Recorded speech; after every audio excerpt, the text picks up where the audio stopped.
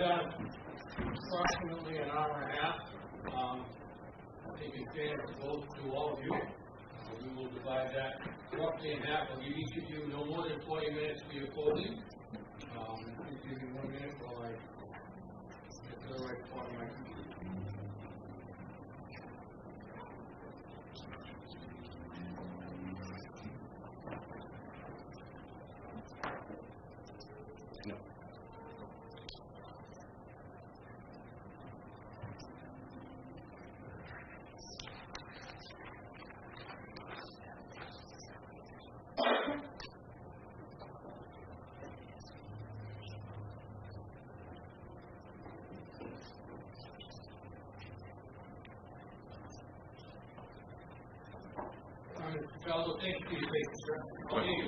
Thank you very much, Your Honor. Thank you for the courtesies during the course of the trial.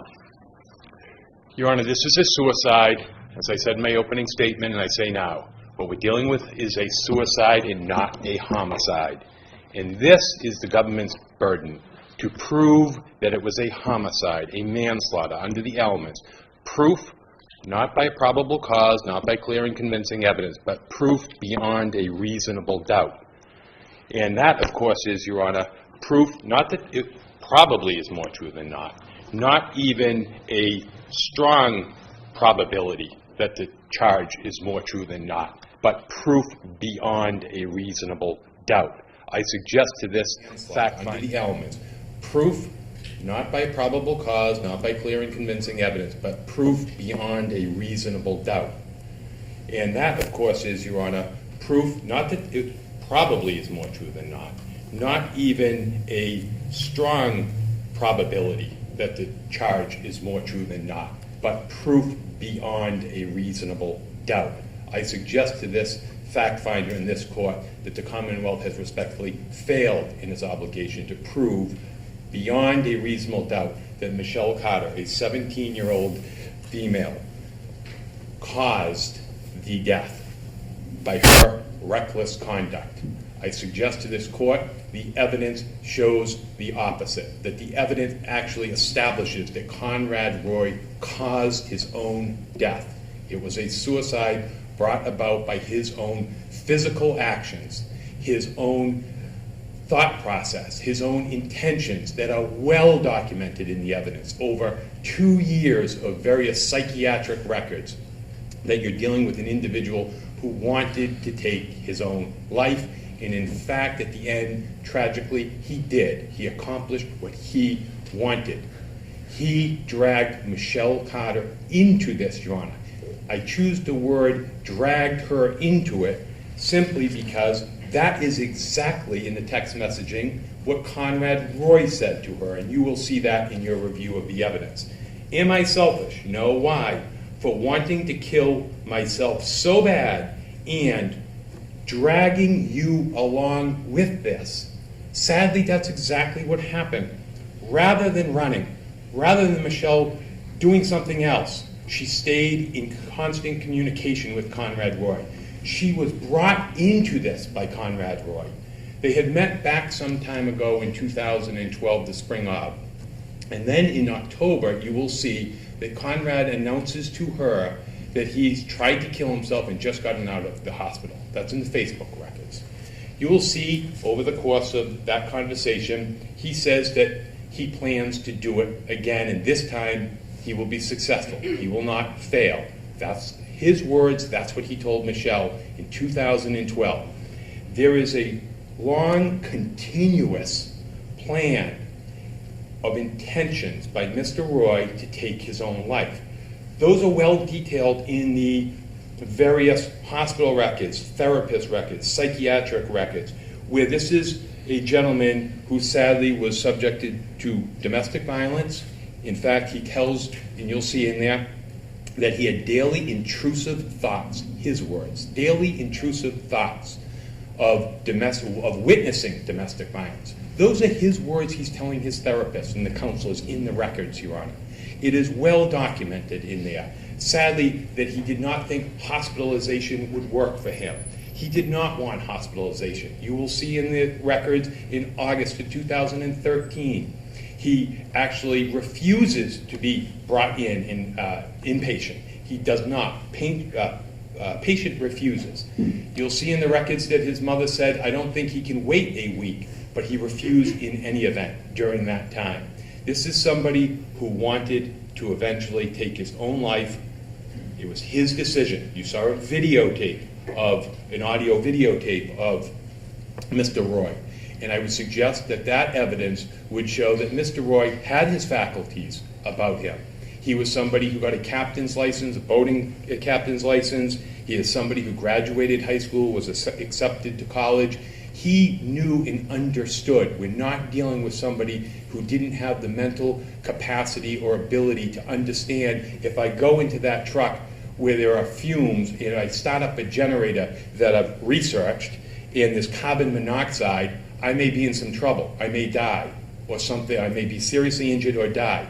Somebody of his intelligence level knew that that would happen, and he chose to get in that car. He chose to breathe in the fumes, despite the speech of Michelle Carter telling him, I thought you were going to do this, I thought you had plans to. You will never see Mr. Carter pick up the phone. The evidence nowhere shows in this case, Your Honor, that he picked up the phone and called 911 or blocked her call. Simply the block call feature. There's nothing like that. He chose to continuously communicate with Michelle Carter. Even after the time that she changed from, I want to save you, go to McLean Hospital, you will see that even when she advocates, encourages him to complete his plan, he doesn't tell her, stop this, don't call me, lose my number, stop texting me, block call, nothing of the like. He continues to use her for his support to carry out his plan. That is obvious in this evidence, Your Honor. And again, proof beyond a reasonable doubt. I would suggest that the defense has established that this was his plan, that this is what his intentions were. Also, in terms of looking at the evidence to know what he was thinking, you can look at the various text messages as well as the psychological records.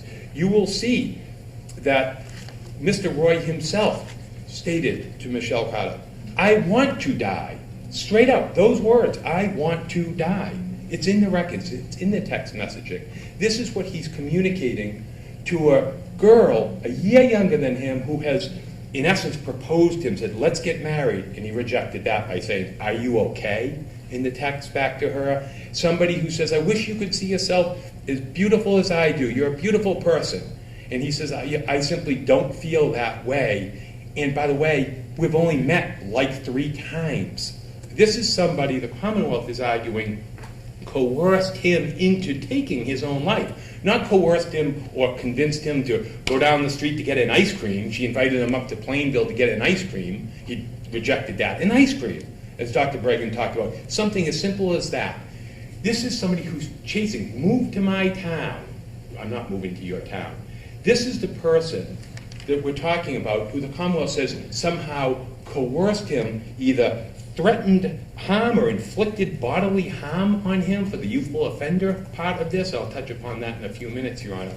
This is somebody who then, Mr. Roy, shared nothing back to her in the sense that he had this connection, that somehow she had control over him and he couldn't think for himself. That's far from the case. If you go through and you look at who actually created this suicidal situation, he was suicidal, you'll see in the records in 2011, long before Michelle Carter, 17, much younger at the time, in 2011 clearly, came along. He was suicidal then. He brought her, with all of her baggage, and you've heard all about her baggage, she has some significant issues herself. He's now bringing her along for this sad journey of his to eventually take his own life. He created this situation, Your Honor. She didn't create this situation of somebody who said, I don't want to kill myself. I have no thoughts of that. Everything's good with me. And somehow she tricked him or bribed him or threatened him to do something as drastic as suicide. There's no evidence of that. It's the other way around. It was his constant wearing on Michelle Carter for over a year and a half of, I want to take my own life. This wasn't just one time in 12 and maybe one time in 13. There's a pattern of that. And I ask you to keep that in mind as you're deliberating this case, Your Honor. Your Honor, if you go back to this in evidence, a Snapchat, Facebook, right before the Facebook, there's an exhibit. Steve Verino was the witness who went in. A Snapchat conversation where Mr. Roy is speaking with another individual in September of 2012 and tells this other individual that he's going to take his own life. This other individual is not Michelle Carter. He tells this person, I'm going to take my own life. This other person in this chat never encourages him to take his own life. But yet, a matter of a couple of weeks later, he's in the hospital for trying to drown himself. His father brings him to the hospital because he tried to drown himself, and he's expressing that he wants to commit suicide. And then a couple of weeks after that, he ODs on acetaminophen and NyQuil. This other person never encouraged him to do that. He told somebody else, and yet on his own, he went ahead and did the act and nearly died. That's the evidence that I asked the court to pay particular attention to. Without any encouragement, his suicidal history in telling somebody else that he was going to commit suicide, and the other person never encouraged it, he still went ahead and tried it. Your Honor, the psychiatric records and the medical records and the therapist records are lengthy. I asked the court to go through them and examine them, but I do want to point out a couple of points in them. These records clearly demonstrate the state of mind and the thought process of Conrad Roy for over, as I said, 2 years. These records speak for themselves. They give a long history of his suicidal thought process, his tendencies, not wanting to be hospitalized, and wanting to end his own life. Ultimately, they end with, I believe it is Stepping Stone, in June of 2014. He's seeing Stepping Stone at one point. During this time, and then he has another an appointment either the beginning of July or the next week that he doesn't go to. This is at a time where he's suicidal, and he's not telling them he actually has a plan. I think this morning you saw on the board, Michelle had asked him, did you tell him you were suicidal? And he said something to the effect, no, I didn't. He laughed my ass off. He knew if he said, I am so suicidal, I'm researching, and you'll see all the Google searches and all, and I'll touch upon that in a few minutes. But if you take a look at him telling this therapist that he doesn't have any plans, I think that is telling, Your Honor, because in the records you'll see a previous doctor had done a Section 12, an involuntary commitment, and in the text messages you will see he's savvy enough to know if he says, I'm going to kill myself, I've got plans, I'm researching, and the dates match up on the different Google history, Your Honor, you'll see. He's been doing the searches. If, in fact, he actually said that, I suggest we know what would have happened. They may have sectioned him. He had no desire to go back into the hospital. He didn't want to say that he had a plan. If you look also, while I'm on that, at around this time in June, the water intoxication, one of the ones that I put up on the board, and is just lots of them. The court will see a water intoxication. Very important, Your Honor, because he tells Michelle in June, when Michelle at this point in time is telling Conrad, live, go to McLean Hospital, you're beautiful, I love you, you know, there's so much to live for, don't do this. And she's trying to help. The best, a 17-year-old girl who dealing with her own struggles, on medication for her issues. She's doing the best she can, I suggest, and he, Your Honor, is looking up water intoxication and tells her, I've already tried to kill myself. I think this is very important, that in June, he tells Michelle, I've already tried. And Michelle says, what are you talking about when you've already tried? He said, water intoxication. And like a 17-year-old girl, she says, what? Well, you can't drown yourself, can you? And he gets back, no, I've been researching. If you drink too much water, you'll end up doing some significant harm and you can die if that's all you do. He tells her that in June. Now, this is before any of her encouragement. He's telling her, I've already tried, and the Google searches back it up. He had already researched water intoxication, suicide, a whole bunch of them. I'll get to those in a minute. But I think that's an important point to raise to you, the fact finder in this particular case, Your Honor. A few texts that I would like to point out to the court, and I know the court, and I'm sure will be painstakingly going through the various texts and written record here. There's nothing anyone can do for me that's gonna make me want to live. It's very bad to hear, but I want to let you know that truthfully.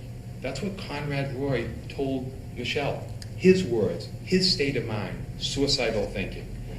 This is at a time Michelle is telling him, get help, go to McLean Hospital, great hospital, they'll help you. They're professionals. They can help you. At one point in the texting, she says, they can help you better than I can help you. She says that. We know at this time she's becoming overwhelmed. She tells that to her therapist in the Anchor Counseling Records. Quote, overwhelmed.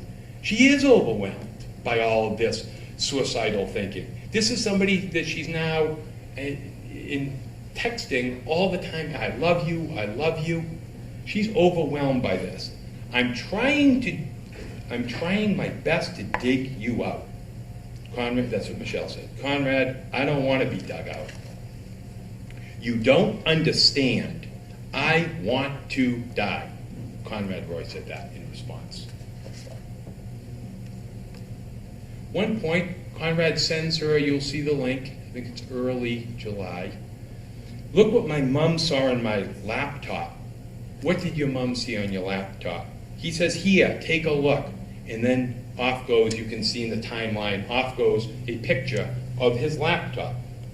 Appears that the picture was taken, I think the evidence is a safe assumption that he took a picture of his laptop. He sends that to Michelle and tells her that this is what my mom saw. That's what he's telling Michelle. And the picture that's in evidence, you will see, is a picture, clearly, suicide methods.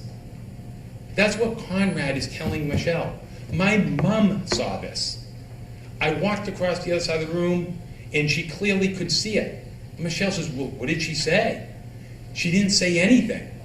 You'll see the effect. Michelle said, is she accepting of this? Are you still going to go ahead with this? And he says, yeah, I've got to do it now.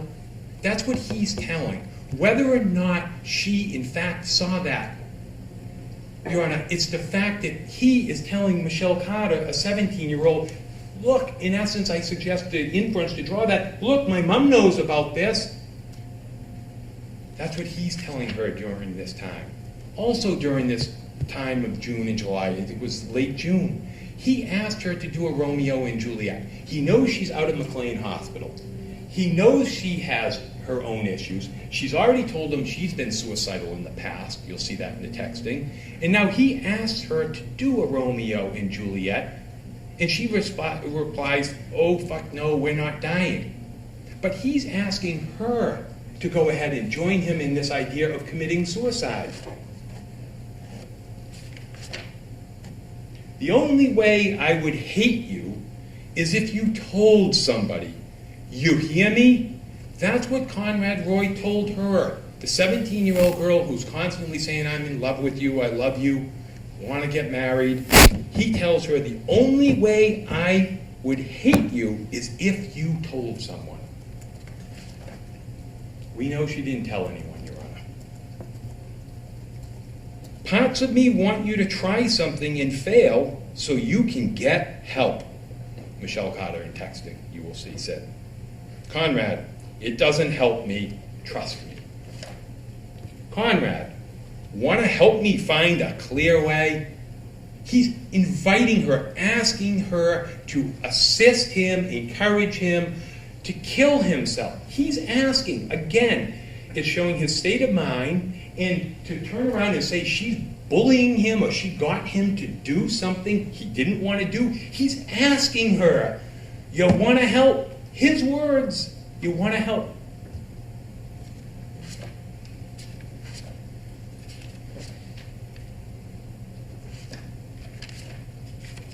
I want to point out something on the deleting the text messages that has come up from time to time.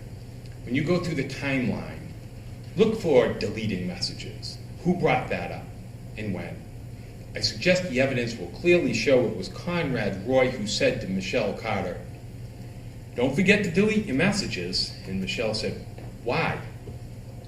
And then a couple of days later, when Michelle Carter says to Conrad, don't forget to delete your messages, the Commonwealth will point out, see, she's saying she came up with the idea to delete the messages. The evidence shows that Conrad Roy put that thought and told her to delete messages because someone might see the phone. Conrad Roy, Michelle Carter wasn't the only person, according to Conrad Roy, that he was speaking to about suicide. He was speaking to somebody from Great Britain in his texting.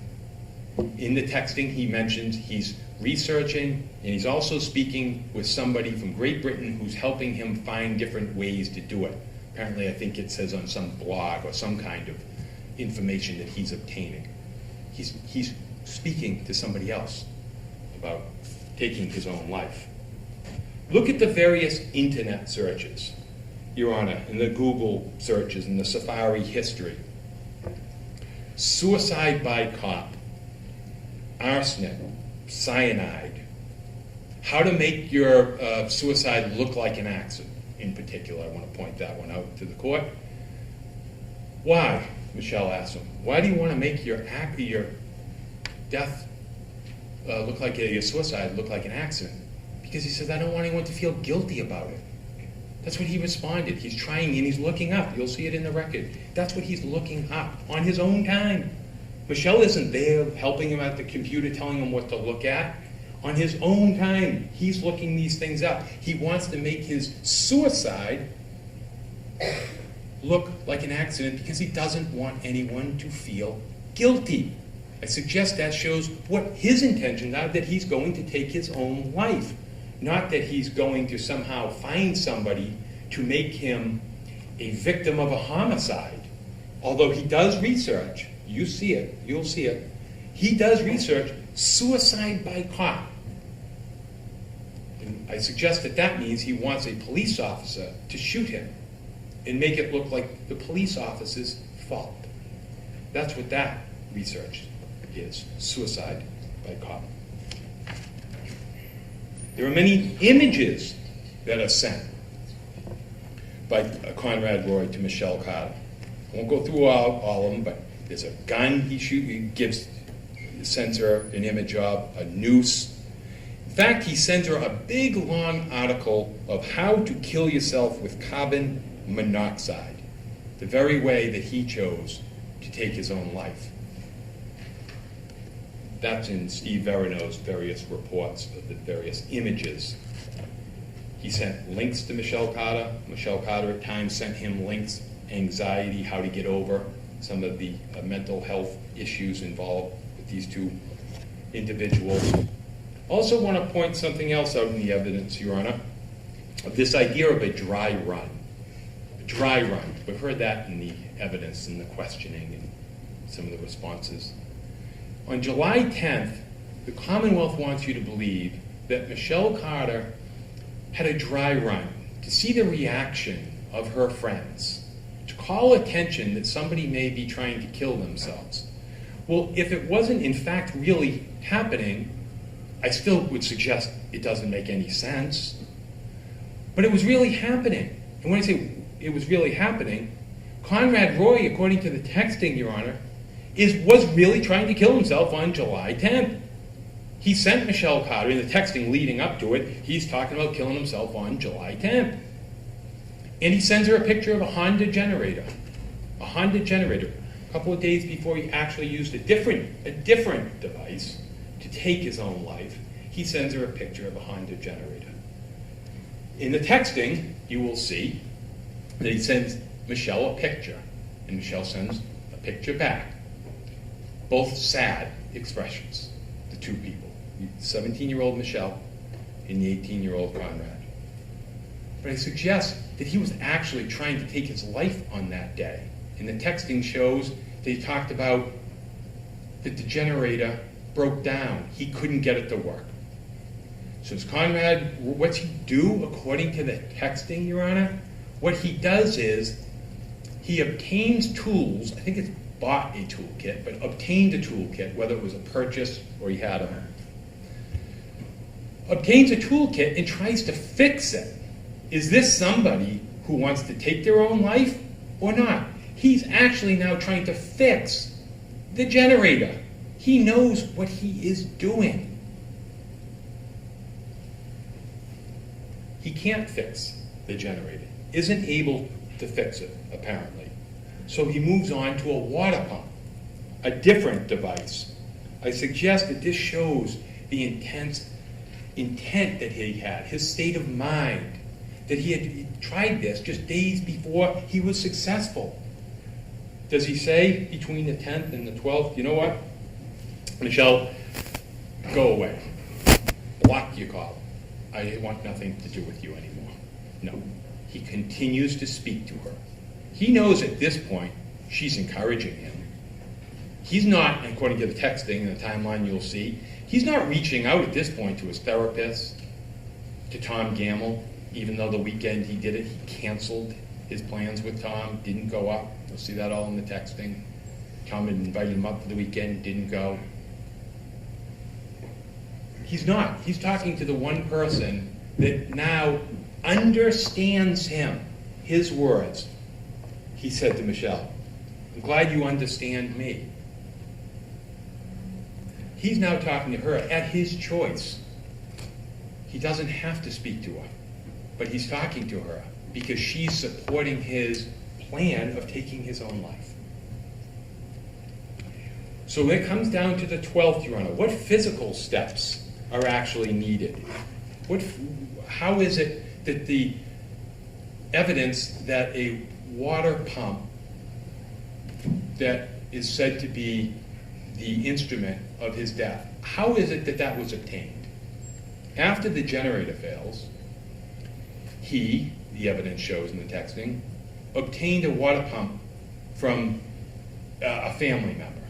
Not directly from him, he went and took it out of a storage shed or a garage. He actually drove somewhere, planned to get it. You'll see in the notes of his iPhone at one point he talked about, drop off keys, say I'm going to Dad's house. He actually planned this. He's talking to Michelle, well, I'm going to go and take this water pump. I got a new idea. The generator didn't work. I'm going to go get a water pump.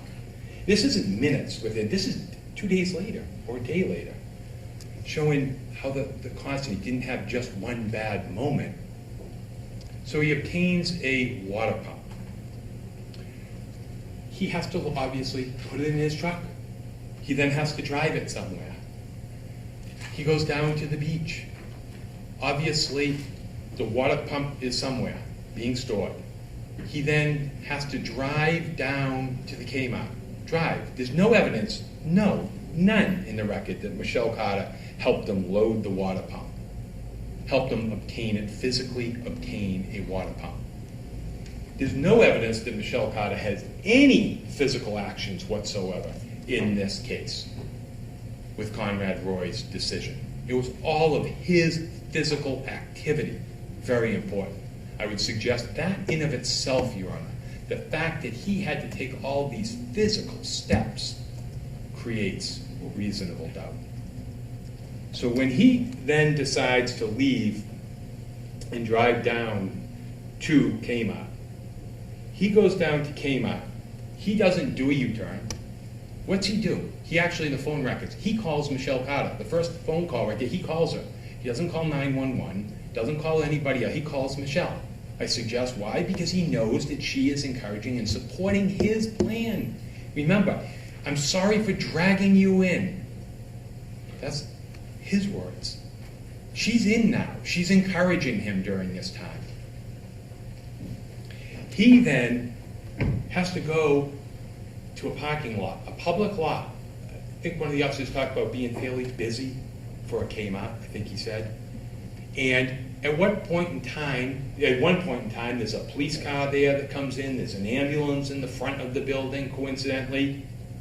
And Conrad Roy, the Commonwealth, is suggesting he is parked over on the side of the lot, taking his own life, not seeking any help.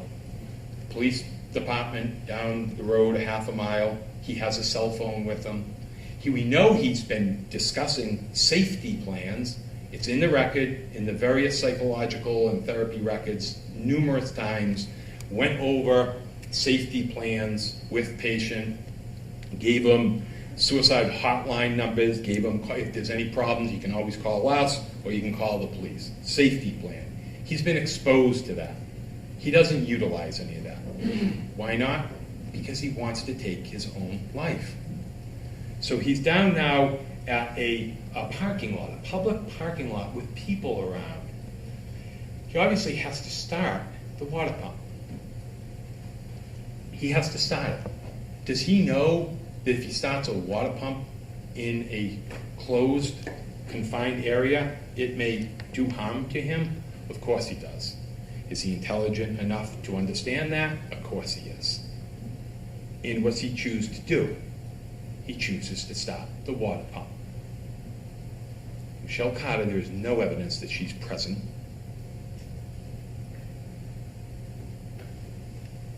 He starts the water pump, as the Commonwealth will have you believe.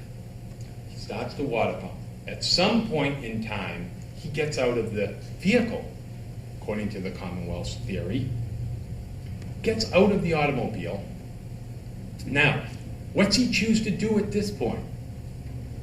Oh, before I may go back for a moment, when he starts the water pump, are his windows up, down, doors open, closed? We don't know. We really don't. There's no evidence of that because the only person present was Conrad Roy.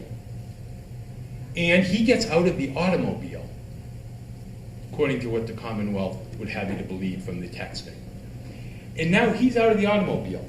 How long is he out of the automobile, I ask you as the fact finder? Is he out 1 minute, 2 minutes, 30 minutes? There's no evidence of that. There is no evidence of that. Proof beyond a reasonable doubt. There is no evidence of how long Conrad Roy is outside of that car. If he has his phone at this point in time, and if he's talking to Michelle Carter and Michelle Carter tells him to get back in, could he hang up the phone if he wanted? I suggest he could. Could he hang up and call 911? Could he just walk over further out into the parking lot? The store's open. He could have, I suggest, but he doesn't. He goes back into that car, and he chooses. Now, there's a quote that the Commonwealth is saying that because Michelle Carter said, Sam, I was on the phone with him, and he got scared and got out of the car, and I told him to get back in. Now, well, number one, the Commonwealth wants you to believe that that's exactly what happened. The Commonwealth painstakingly went through with Dr. Bregan. You can't believe Michelle Carter. You can't believe her. She's telling her friends all these wild stories about cutting. Don't believe what she's saying because she just wants attention. They're putting that credibility in Michelle Carter to say that, Your Honor, is exactly what happened. But yet, they're saying, don't believe her about cutting. She's not credible. She's just saying all this to get attention from friends. They're picking and choosing. Nobody really knows what happened at or around the time that Conrad Roy took his own life other than Conrad Roy. That's, I suggest, the truth. And to speculate, and that's what the Commonwealth, I suggest, is asking you to do, speculate as to what really happened there. Let's say he went back in the car after 1 minute. Well, there's no evidence of that. Let's say it was 30 minutes. There's no evidence of that. You don't know when he went back into the car. We don't even know if he got out of the car, other than Michelle's words to a friend 2 months later, feeling very remorseful and guilty about Conrad's suicide. So Conrad then, let's say, he does at some point decide to get back into the automobile, into the truck. Did he leave the doors open? Did he roll down the windows? Or did he close them? No evidence. We don't know. But he gets back in. Let's say that that's what really happened. And I suggest that's some speculation there. But if that is credible evidence, then he gets back in. Now he has to sit there. Does he roll the windows back up? Did he turn the generator off, or did he leave it on, the water pump? No evidence one way or the other. So he presumably now is back in to the pickup truck. Now he has to sit there, start the generator up, or the fume's already in the car. And then what? After 30 seconds, 10 seconds, a minute, 2 minutes, does he decide, no, I'm going to open up the door and get out. I know how to. There's nobody forcing, there's no evidence somebody outside the door saying, don't get out, or I'll kill you, or I'll hurt your family, or do something. He doesn't get back out. A conscious decision, I would suggest to this court, that he wanted to take his own life. And the idea that if he was, quote, afraid, Your Honor, I suggest a lot of people get afraid, to use that word, or scared about a whole host of incidents or dilemmas or a journey through life. Every day we may get scared. Somebody may be scared of, skydiving. Somebody may be scared of, roller coasters, on and on. I could list them how many times. Scared or afraid. That doesn't mean that then your actions thereafter are involuntary, that you've been coerced into something. I don't like roller coasters. I go on them. The kids want to go on them. I mean, nervous, afraid, or scared. But that doesn't mean your actions, because you're scared or afraid, are involuntary and not your own.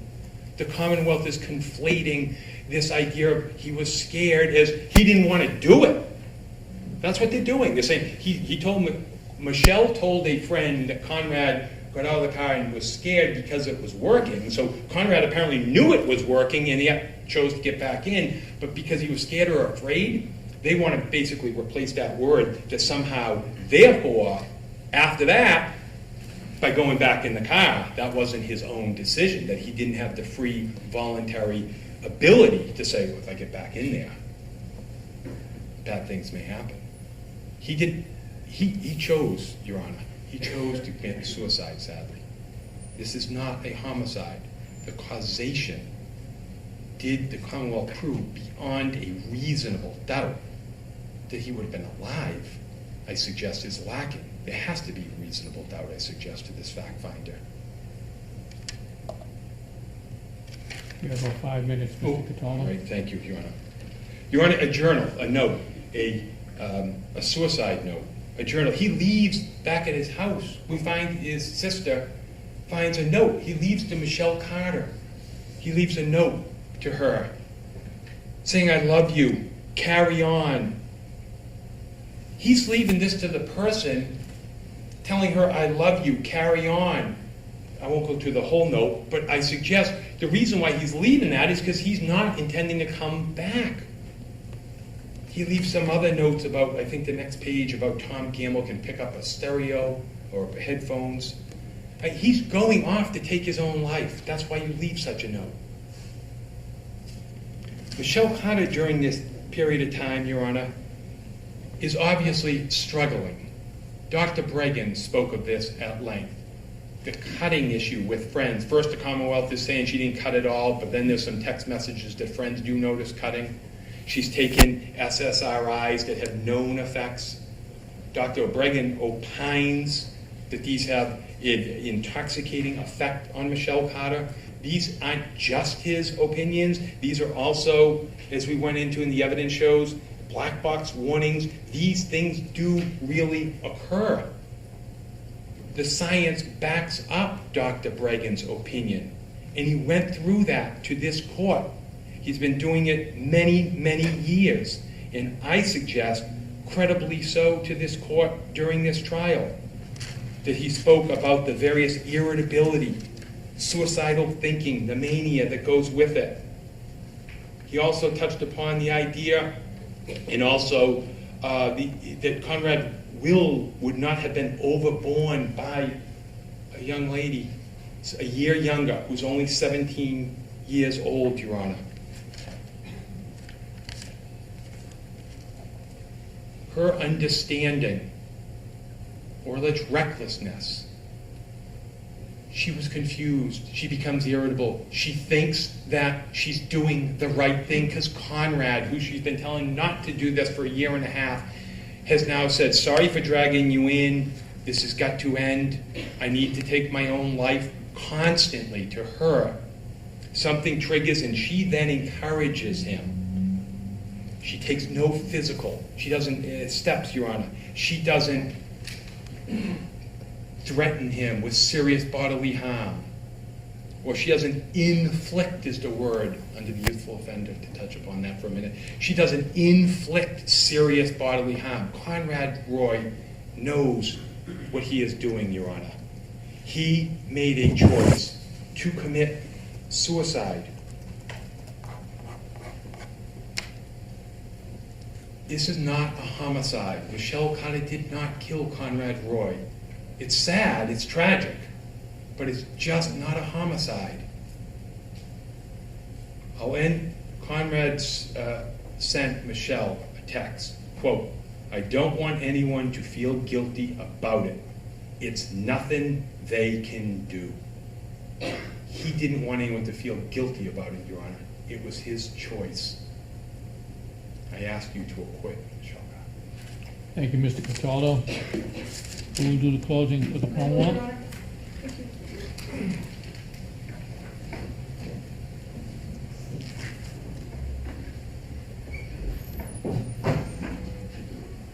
If I may, Your Honor? Please. Thank you. Sam, his death is my fault. Like, honestly, I could have stopped him.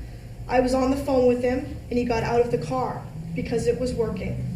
And he got scared, and I fucking told him to get back in, Sam, because I knew he would do it all over again the next day. And I couldn't have him live that way, the way he was living anymore. I couldn't do it.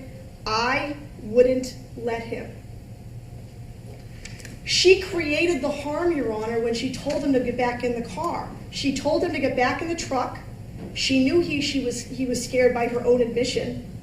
She knew at that moment he did not want to die. And she knew, just as importantly, exactly what would happen when he got back in that truck. She knew when he got back in that he would die. And that was what she wanted to have happen. She wasn't going to let him live. That was her decision, Your Honor. She wasn't going to let him live. And it's all my fault because I could have stopped him. But I fucking didn't. All I had to do was say, "I love you. Don't do this," one more time, and he'd still be here. Those are her words, Your Honor. She says to her friend, if I had done something, if I had just told him that I loved him, he would still be alive. After creating the harm, she obviously did nothing to alleviate it. The police station, Your Honor, was less than half a mile down the road. That's what you heard. The Kmart, half a mile or so down the road, was the police station. She didn't call. Instead, she did the exact opposite. She sat there, Your Honor, on the phone and listened to him die. She listened to him cry. That's what she told her friends. She told her friend Lexi, I would suggest you to sort of get sympathy, that she was having nightmares and that she could hear his cries. She sat on the phone after telling an 18-year-old boy to get back in the car to kill himself after he didn't want to, and she listened to him cry on the phone. She listened to his last words, she listened to his last breaths, and she listened to him die on the phone. All the while, she could have easily called for help, and she didn't. In fact, Your Honor, she tells Sam Boardman in a different text on September 30th, I helped ease him into it, and I told him it was okay. I was talking to him on the phone when he did it. I could have easily stopped him or called the police, but I didn't. And tells her it's hard to understand because you've never helped someone with suicide. By your own admissions, Your Honor, he was scared. She tells him to get back in the car. She knows he's going to die, and she says, I could have done something to stop it, and if I had, he would still be alive today. By her own admission, she caused his death. If she had done something, alleviated the risk that she had put into motion, he would still be alive. Those are her words. Those are also the Commonwealth's position, Your Honor. The defendant's actions were reckless, and she knew it. She knew the consequences of him getting back into that car. She knew he would die. And when, during the days that led up to it, Your Honor, when he didn't want to do it, she berated him. She repeatedly asked him why not. She became angry and suggested that she was making a fool out of herself because she thought he really wanted to die, and she poured her heart out to him. And lo and behold, he had the audacity to still be alive the next day. Your Honor, the counsel has suggested that you cannot believe these text messages because we have essentially suggested she has lied in some of these text messages. Is the defendant a liar in some of these texts? Absolutely. Is she lying when she tells Sam that she told him to get back in the car and she could have stopped him? No. And here's why. It's borne out by the rest of the evidence. During the days leading up to this, Your Honor, he was scared. And he told her, I'm scared. I don't have it in me. Another day wouldn't hurt. When he doesn't take one of the generators or one of the devices out of the box, she berates him for it.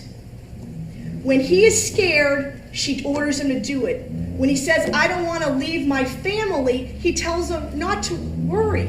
I'll take care of them. Every time he came up with an excuse not to do it, she kicked his feet out right from under him and told him why it didn't matter, why he still needed to die.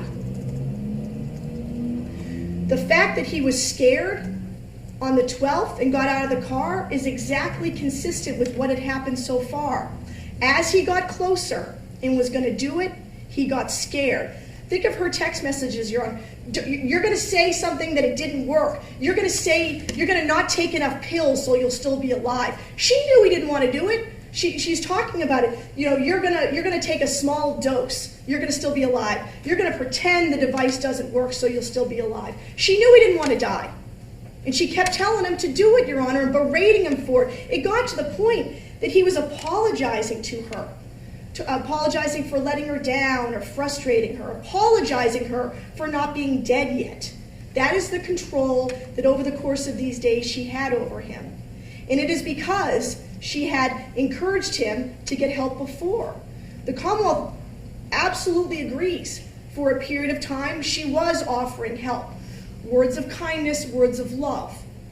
But then she switches it over around June 29th of 2014. Her words of love are joined with words of kill yourself.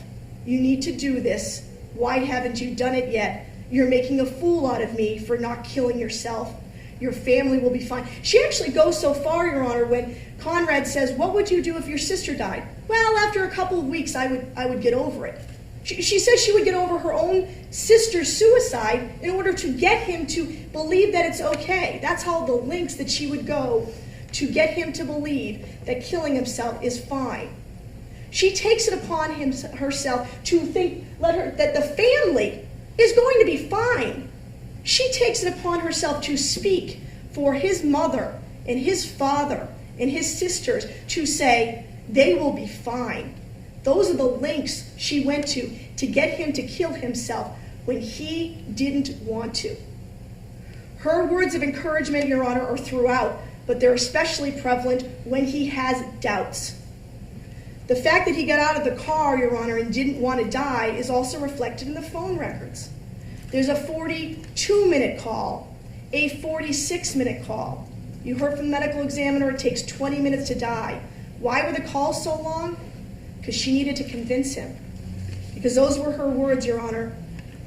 I wouldn't let him. No matter what he said, no matter what he did, he was getting back in that truck. She was not going to let him live. And he didn't. He got back in the truck. And why, Your Honor? It is because of this relationship that they had. And she knows it.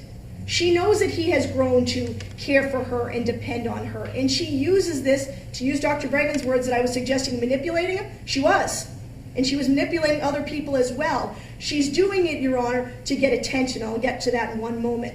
Defense counsel makes much of his suicide attempt back in 2012. Did he? Yes. Did he take pills? Yes. But you know what else he did? He called a friend for help. Because at the end of the day, Your Honor, didn't want to die. Despite his issues, Your Honor, I would suggest to you, Conrad Roy was a very self-aware young man. He knew when he needed help. He spoke to his mom Your Honor, in those weeks leading up to his death, that he wanted to get help, and they researched it, and he went to Stepping Stone. And you know what he said was the one reason that he wanted to live? His family. So despite these contention that he killed himself over issues of domestic violence or because of a fight with his dad, did those things happen? Your Honor, you can read the medical records yourself. But at the end of the day, he loved his family, and he wanted to live for them. At the end of the day, the person on the other end of that line had nothing to do with his father, Your Honor, nothing to do with his mother, nothing to do with their divorce. It was the defendant telling him to get back in the car because she wanted him to die. His issues, Your Honor, back in 2012, and past that, did he continue to research suicide? Yes, he did. Absolutely agree with that. But he was looking into it, Your Honor. He wasn't committed to it. He was researching it. He had questions. He was working through things. And nothing reflects that more than that video, Your Honor. The video of, heartbreaking to watch, frankly, an 18-year-old boy talking about his life and how he feels and how things are tough for him, but how much he has to live for. I would suggest to you, ultimately, the tone of that video is one of hope. He ends it by talking about how he's a nice kid, maybe too nice. When he made that video, Your Honor, before the defendant got her hooks into him and started telling him to die every day, he was hopeful. And when you look at the pictures on his phone of June, they're pictures of him and his sisters and his dad fishing. There's a picture of him wearing a hard hat, smiling. There's positive sayings on his phone. The notes, Your Honor, which the Commonwealth introduced, defense introduced one, we introduced the rest of them.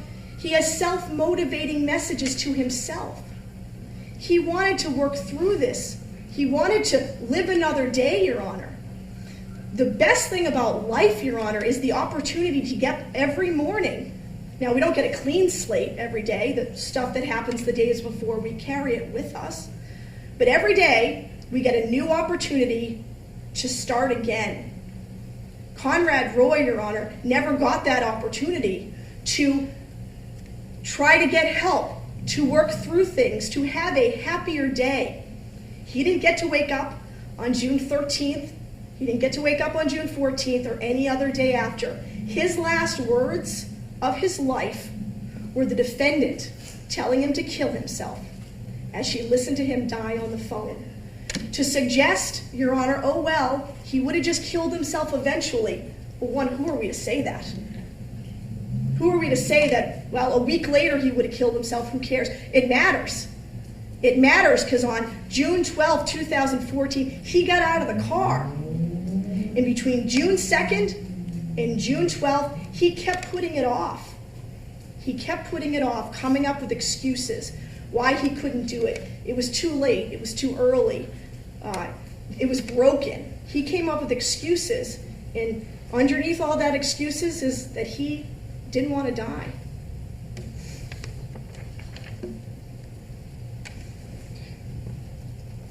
So the question ultimately, Your Honor, I believe, may be why? Why did she do this? Why did she tell Conrad Roy to get back in the car? Why did she text him for 10 days or so, berating him and encouraging him to kill himself? Why did she do it? Well, Dr. Bregan would have you believe she was involuntarily intoxicated from a low dose of Celexa, which according to him, she had been on for months, but suddenly out of nowhere has a transformation that starts almost quickly as it ends, and she becomes psychotic. Well, Dr. Bregan initially opined, Your Honor, that she was, well, actually he always has the opinion that she is the most loved person he's ever met.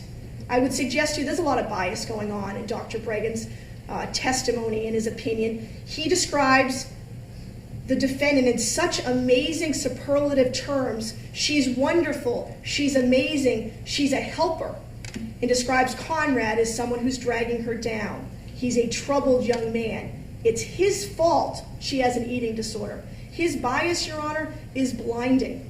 Added to the bias that he doesn't think that people should even take these medications. That's his starting off point. But further, Your Honor, I would suggest his own mistakes in this. He forms an opinion, he actually forms an opinion before he's talked to anybody. And then he talks to people who barely know her, frankly, 6 people who have limited contact with her. And he finds that she's not depressed, no anxiety, happy kid.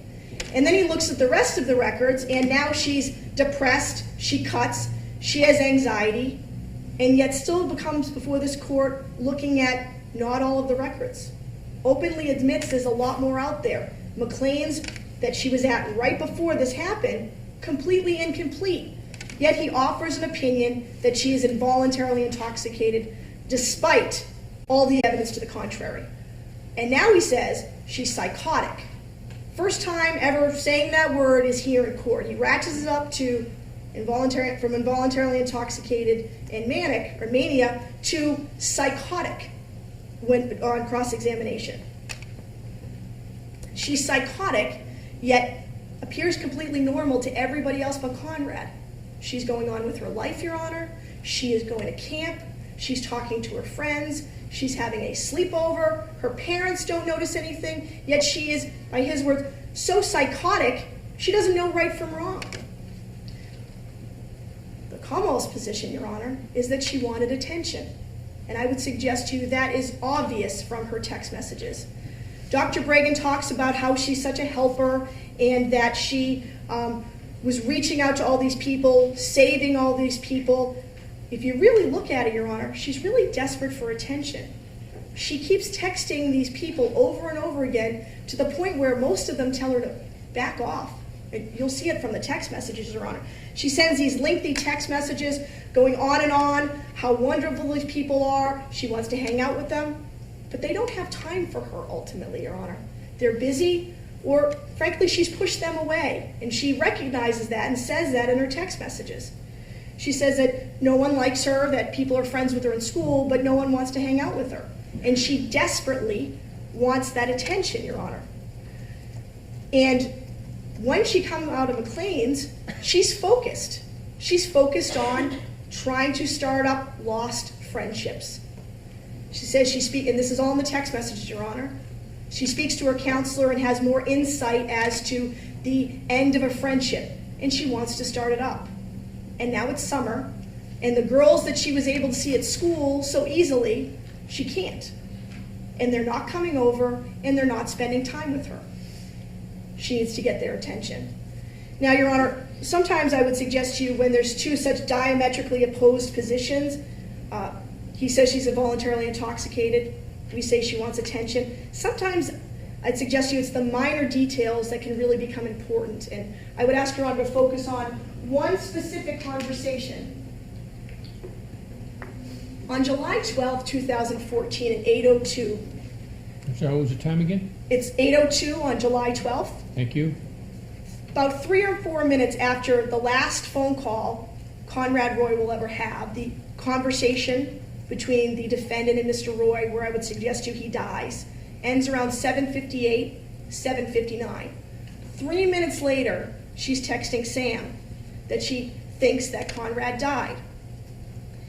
At 8:37, she's texting a young man named Mason, and you'll see Mason's name come up. It's a man or boy she's clearly has some romantic interest in. And at 8:37, she tells Mason, I think my friend just committed suicide. Something to that effect. My friend. To every other person that she's talking to about this, Conrad Roy is the love of her life. He's her boyfriend. They are, in her words, endgame. She thought they were going to end up together.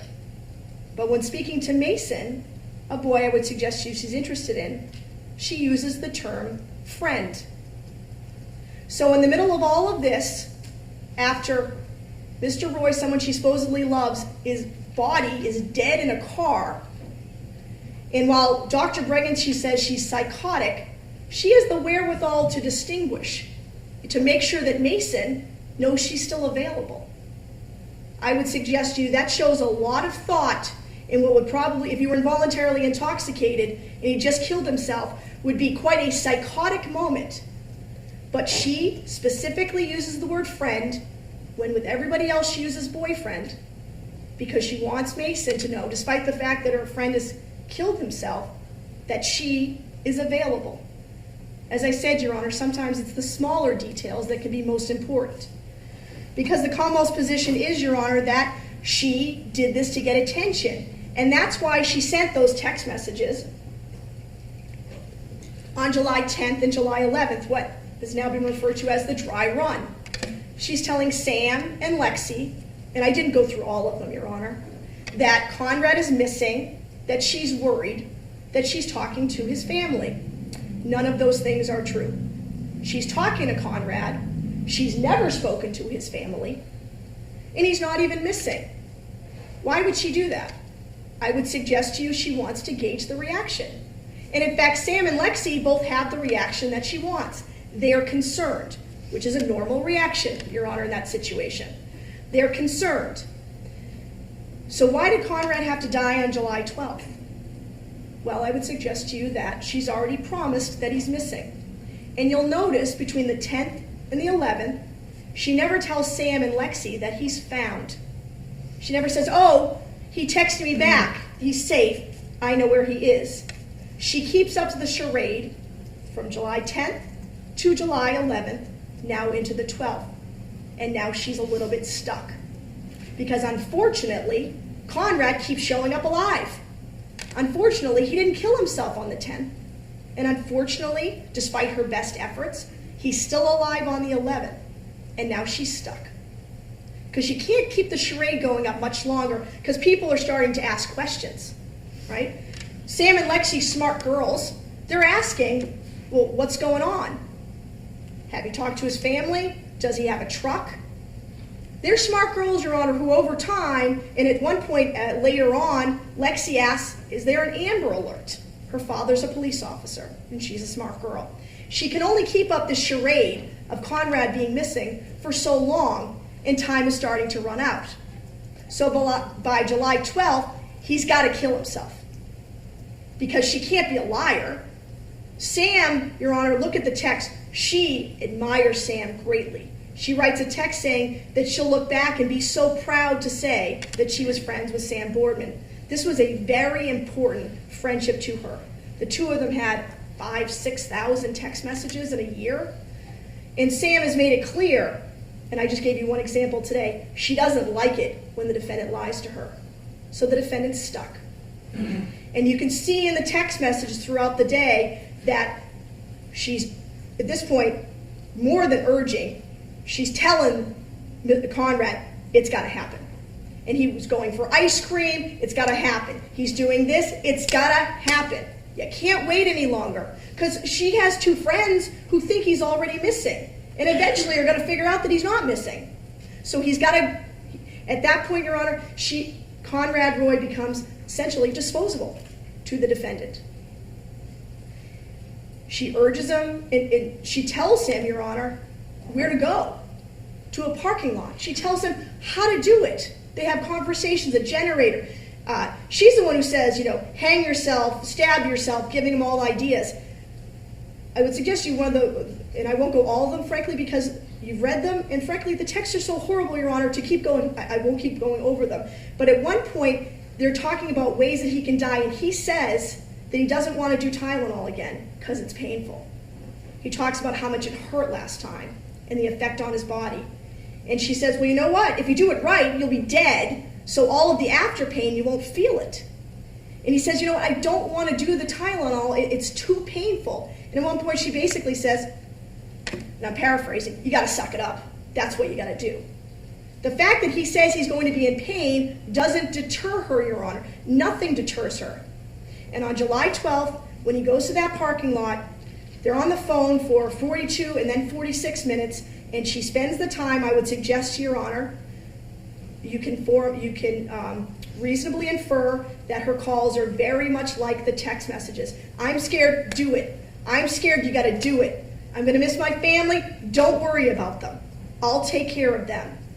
And I would suggest to you, based on the fact that he is vulnerable, he is depressed, and he is dependent on her to the point where he is apologizing for still being alive, that he gets back in that car. But she is the cause. Did he get back in the car? Yes. But she was the cause of it, Your Honor. She ordered him back in that car, knowing what would happen. Where a defendant's failure to exercise reasonable care to prevent the risk she created is reckless and results in death, that constitutes involuntary manslaughter. And I'm citing from Levesque, Your Honor, and I would also cite to Persampieri, which, although different, is very similar. Defense counsel makes much of the fact that the defendant wasn't present. She didn't have to be. It's a new day and age, Your Honor, and the phones that we have now allow you to be virtually present with somebody. Back years ago, in order to have a relationship, you had to actually see somebody, or at a minimum talk on the phone, and that no longer needs to be required. People fall in love on the internet and via text. People bully via text and the internet, and you can encourage someone to die via text, and you can commit a crime via text. The court has never required actual presence to be convicted of a crime. But here, Your Honor, although she wasn't physically present, she was in his ear, she was in his mind, she was on the phone, and she was telling him to get back in the car, even though she knew he was going to die. And she did it for attention. Your Honor, I asked you to look at the text messages, specifically July 4th. And that day, Your Honor, she tells him she wants him to send out a tweet. She says she wants his last tweet to be about her. And she tells him to tag him in it. And you heard testimony, I believe, from Sergeant Bates, that if it was tagged or put on Twitter, her friends would see it. Even back then on July 4th, it's all about her friends seeing that he gave her a shout out before he killed himself. This is all about her. On July 2nd, I believe, Your Honor, they have a conversation about, they're talking about suicide, he's talking about possibly being scared or something to that effect, and she stops him and says, "Am I your girlfriend?" He goes on to something else. "No, before you die, I need to know, am I your girlfriend?" Because she wants to be able to call herself that. After he's dead and all her friends come running, which they in fact do, she needs to be able to say, "I was his girlfriend. Look at me, I lost my boyfriend."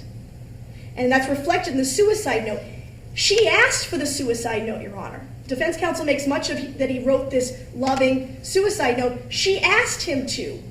And then afterwards pretends like she wasn't expecting it.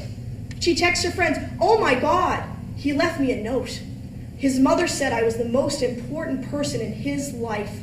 He only left me a note." She texts that to Sam, Lexi, and possibly others. Why would she say that? She wants their attention. She wants to feel like she was the one, that they were, going to be together forever. Poor her. Her boyfriend died. They were going to get married one day, and now she's the grieving girlfriend. Homer's for Conrad, Your Honor, in September, she and Tom Gamble get into it, where he says, "Why is it in Plainville? He didn't live there. I planned it. Don't take credit for my idea." He's dead, Your Honor. This is his best friend, and she's mad because he's going to try to take credit for her idea. Because if it's in another town, she's not going to know everyone. If she's not in charge, people won't see her as the grieving girlfriend. If people don't see a tweet from Conrad before he dies, people won't know. So instead, she posts on Facebook. It's an exhibit, Your Honor, the blow up. July 14th. He's been dead for less than 48 hours, and she talks about, "He was my first love, and I wanted more than anything for him to be my last. We had a once-in-a-lifetime love. We were forever. And I'm the only one who knew why he did it. I'm the only one." That's what she posts on a public Facebook page. She wanted the world to see that she was the only one who understood, that they were going to be together forever, and I lost the love of my life. The same love of her life that she told to get back in a car so he would die. And then takes the time after he's dead to text another boy, "I can't, my friend. I think my friend just committed suicide." She was using his death as an opportunity to get the attention that she so badly wanted, and in fact got. You'll see, Your Honor, she tells Sam on the 13th about him missing and then says, can you come over, help get my mind off of it? When her friend Evan finds out about it, can you come over? She's using an opportunity to get the friends to come over, and in fact, they do. Her actions, Your Honor, on July 12, 2014, caused the death of Conrad Roy. They were reckless, and she knew it. She was 18, it was a felony, and she caused serious bodily harm. When it came to telling adults about what was actually going on, she lied. She didn't tell her mother on the 13th that Conrad was dead or missing. She's telling anyone else who will listen that he's dead or missing, depending on what version of the truth she's giving. She tells the therapist